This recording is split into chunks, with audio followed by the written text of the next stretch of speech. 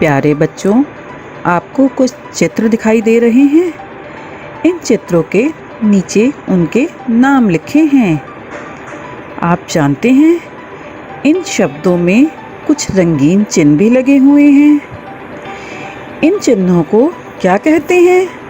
जी हाँ, इन्हें इनकी मात्रा कहते हैं। आप सब जानते हैं कि स्वर 11 होते हैं। ये देखिए, अ, आ, इ, ई, उ, ऊ, री, ए, ऐ, ओ। इन स्वरों को हम दो प्रकार से लिख सकते हैं। अपने मूल रूप में, जैसे सामने दिखाया गया है, और दूसरा व्यंजन के साथ मिलाकर। ये देखिए,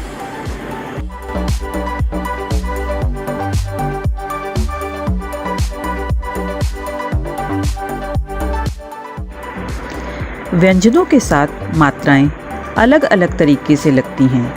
कुछ व्यंजनों के आगे और कुछ उनके पीछे लगती हैं। कुछ मात्राएं व्यंजनों के ऊपर और कुछ नीचे लगाई जाती हैं।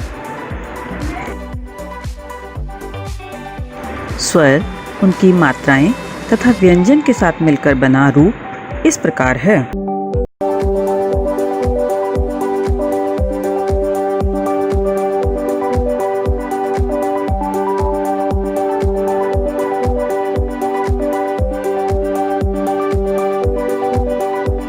ऊ या ऊ की मात्रा दाईं तरफ बीच में लगती है, जैसे रुपया, रूठना।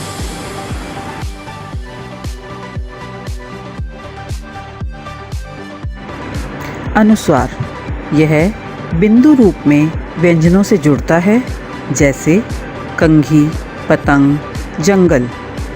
अनुनासिक, यह चंद्र बिंदु के रूप में व्यंजनों के साथ जुड़ता है, जैसे आंसू, दांत, मुंह। अह या विसर्ग, अह कभी अकेले नहीं लिखा जाता। इसका प्रयोग हमेशा स्वरों के साथ विसर्ग के रूप में होता है, जैसे अतः।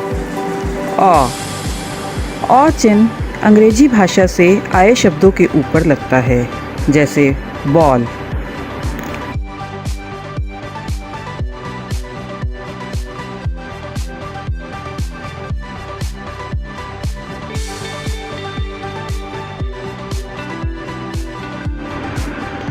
वर्णों का वह समूह जिसका कोई अर्थ हो, शब्द कहलाता है। शब्द में वर्णों का सही क्रम में होना आवश्यक है।